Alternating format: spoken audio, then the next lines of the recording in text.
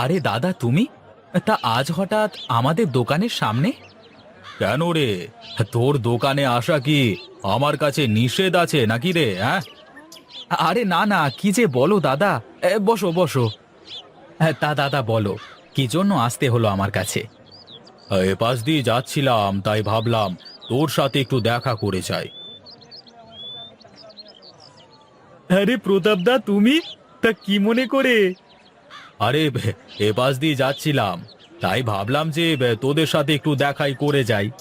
হ্যাঁ দাদা, সুনীল চলে এসেছে, তাহলে চলো আমরা চা খেতে খেতে কথা বলি। বেশ বেশ, তাহলে চলো তাই করি।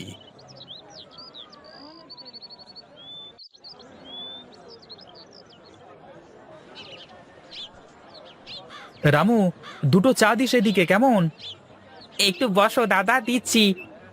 একটু তাড়াতাড়ি দিস, আমাদের আবার তাড়া আছে কিন্তু।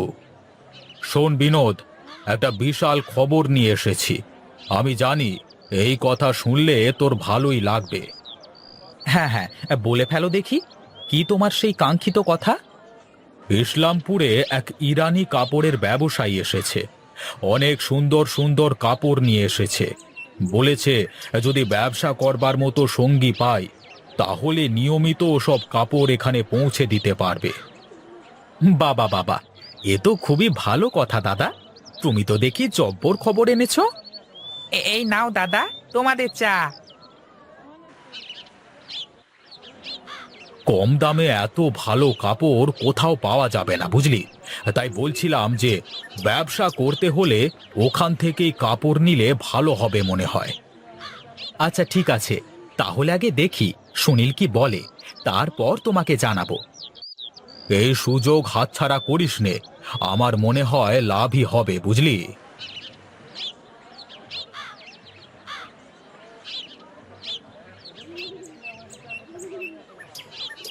কি বলে প্রতাপদা? কি আর বলবে, ইসলামপুর নাকি কোথায় এক বড় কাপড়ের ব্যবসায়ী এসেছে, তার থেকে কাপড় নেওয়ার কথা বলছিল আর কি।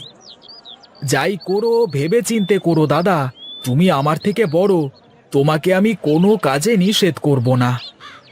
আমি যাই করি না কেন, তোর মতামত ছাড়া তো কিছুই করব না, এটা তুই ভালো করেই জানিস। আর একা একা নেওয়ার সিদ্ধান্ত অনেক সময় ভুলও হয়ে যায়। প্রতাপদা মানুষটা খুব একটা সুবিধের নয়, বুঝলে? তার কাজ, সে যেখান থেকে একটু কমিশন পায় তার হয়েই কাজ করে। আমিও তো তাকে আমার দোকানে প্রথম দেখি অবাক হয়ে গিয়েছিলাম। তোমার যদি মনে হয় একবার ইসলামপুর গিয়ে দেখে আসবো, তাহলে দেখে আসতে পারো। ঠিক আছে, তাহলে কালই আমি একবার বড় নৌকাটা নিয়ে যাব, দেখে আসি। যদি তেমন হয় তাহলে পরে দেখা যাবে। আমার মতে এটা করলেই ভালো হতো মনে হয়। বেশ বেশ, তাহলে আমি এখন আর দোকানে বসছি নে, একটু কাজ আছে বাজারে। কাজ সেরে তারপর বাড়িতে যাব। তুই একেবারে বন্ধ করে আসিস। ঠিক আছে দাদা, যাও তাহলে। আর বৌদিকে বলো রাতে যেন আমার জন্য চপ বানিয়ে রাখে।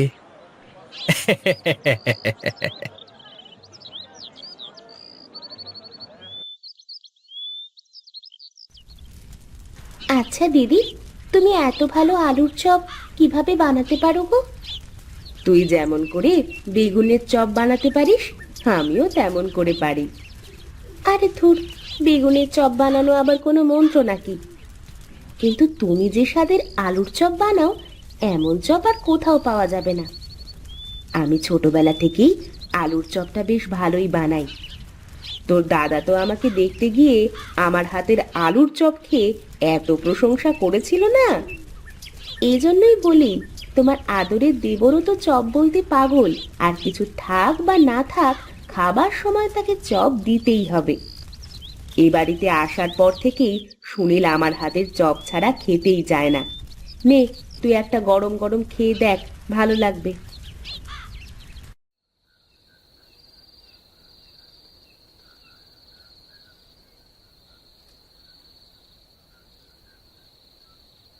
তোমাদের আসতে এত দেরি হলো কেন আজ? সুনিতা বসে থাকতে থাকতে ঘরে গিয়ে ঘুমিয়েই গেছে। কাজ কাম না থাকলে তো মানুষ ঘুমাবেই, আমাদের কি আর কাজের অভাব আছে? হ, যত কাজ তো খালি তোরাই করিস। আর আমরা বাড়ি বসে বসে খাই আর ঘুমাই। কিন্তু দাদা, তোমার এত রাত হলো কি জন্য? তুমি তো সেই অনেকক্ষণ বেরিয়েছো। কি ব্যাপার, দোকান থেকে বের হয়ে বাড়ি না এসে কোথায় গিয়েছিলে তুমি? আরে তোকে বললাম না, বাজারে কাজ আছে, সেই কাজগুলোই সেরে আসতে অনেকটা দেরি হয়ে গেল। তোমাদের দু ভাইয়ের যে কি এত কাজ থাকে, করো তো কাপড়ের দোকানে বসে থাকার ব্যবসা। তোমাদের দিয়ে যদি দোকানদারিটা করানো যেত তাহলে বুঝতে বৌদি, বেঁচে গেছো যে আমাদের মতো দুটো কলুর বলদ পেয়ে গেছো তোমরা। ঠিকই বলেছিস রে, আমরা তো কলুর বলদই, তা না হলে কি আর এভাবে খাটতাম?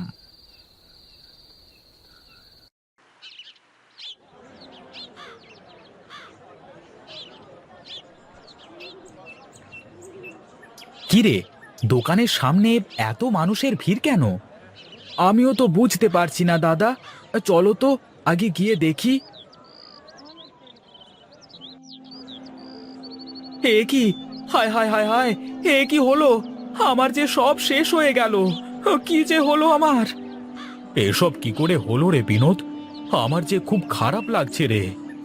আমরা এসে দেখি এরকম সবকিছু পুড়ে ছাই হয়ে গেছে। দোকানের ড্রয়ারের সব টাকা রাখা ছিল, সেগুলো সব পুড়ে ছাই হয়ে গেছে। আমাদের সব শেষ হয়ে গেল দাদা। আমরা আমরা এখন যে পথের ভিখারি হয়ে গেলাম। এখন কি হবে? আরে আরে, অত ভেঙে পড়িস নে ভাই, শক্ত হ শক্ত হ। আমি জানি তোরা দুই ভাই একসাথে থাকলে সব কিছু করতে পারবি।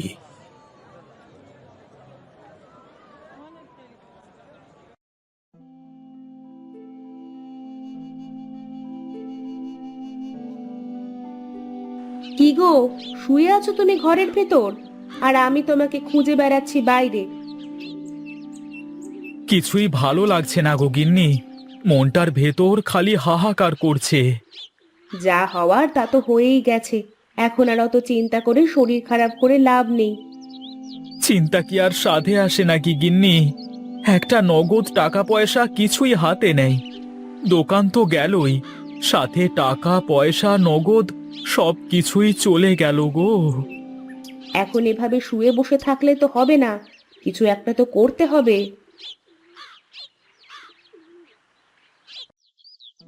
কিছু না কিছু তো করতেই হবে গিন্নি, তা না হলে যে না খেয়ে থাকতে হবে সবাইকে। নগদ টাকাগুলো যদি বেঁচে যেত তাহলেও তো কিছু একটা করা যেত। ভুল তো ওখানেই, মাল আনতে যেতে হবে বলে টাকা মিল করে রাখা ছিল, তাই তো দোকানে রেখে চলে আসলাম।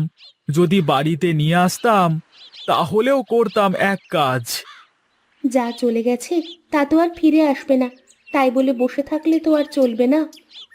দাদার সাথে কথা বলে দেখি সে কি বলে, তারপর দেখা যাবে। ওগো, তুমি যদি কিছু মনে না করো, আমি একটা কথা বলবো। কি কথা? বলো দেখি, আগে শুনি।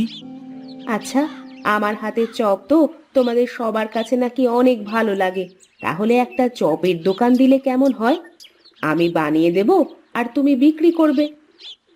না না, আমি ও সব বিক্রি করতে পারবো না। তোমার ইচ্ছে হলে তুমি করতে পারো। ঠিক আছে, তোমার কিছু করা লাগবে না, তুমি শুধু চুপচাপ থাকবে, দেখো আমরা কিছু করতে পারি কিনা।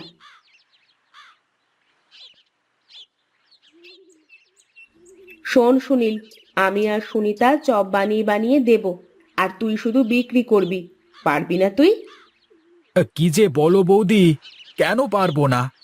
এতদিন শাড়ি কাপড় বিক্রি করতাম, কত করে টাকা নিতাম। এখন না হয় চপ বিক্রি করে 2-1 টাকা করেই নেব। ছোট থেকেই বড় হতে হয়, তুমি পারবে কিনা বলো? আলবাত পারবো, তোমরা ভেজে দাও, দেখো আমি কিভাবে বিক্রি করে আসি। চল ছোট, আমরা তাহলে রান্নাঘরে গিয়ে কাজ শুরু করে দিই।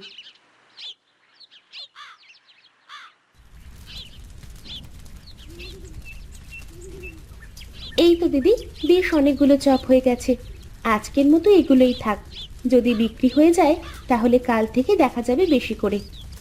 ঠিক আছে, তাহলে এগুলো তোলা হয়ে গেলে নিয়ে গিয়ে সুনীলকে দে। ঠিক আছে দিদি, তাহলে এগুলো উঠিয়ে ফেলো। দিদি, আমি তাহলে এগুলো দিয়ে আসি।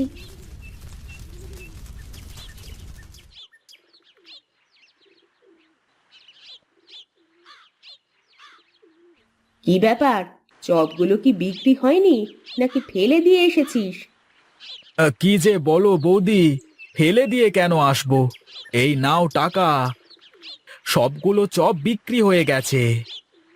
শোনো বৌদি, কাল থেকে আর গ্রামের ভেতরে গিয়ে চপ বিক্রি করা লাগবে না। কাল থেকে সবাই বাড়ির উপর চপ কিনতে চলে আসবে। বেশ তো, তাহলে আরো ভালো হবে, কষ্ট করে আর গ্রামের ভিতরে যাওয়া লাগবে না।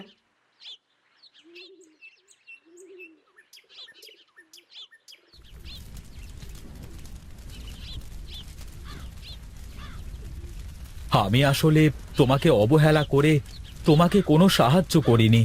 আমাকে তুমি ক্ষমা করে দিও। কি যে বলো না, এসব কি আমি আমার একার জন্য করেছি নাকি? আমাদের জন্য করেছি। হ্যাঁ দাদা, এতদিন তো আপনারাই কাজ করতেন, আমাদের কিছু করার দরকার হয়নি। কিন্তু এখন এই খারাপ সময় আমরা দু বোন আপনাদের পাশে দাঁড়াতে পেরেছি, এর থেকে যে আর আনন্দের কিছুই হতে পারে না। যাও যাও, এখানে দাঁড়িয়ে না থেকে সুনীলকে একটু সাহায্য করো। পাগলটা একা একা সব সামলাতে গিয়ে হিমশিম খাচ্ছে। হ্যাঁ হ্যাঁ, তাই যাচ্ছি।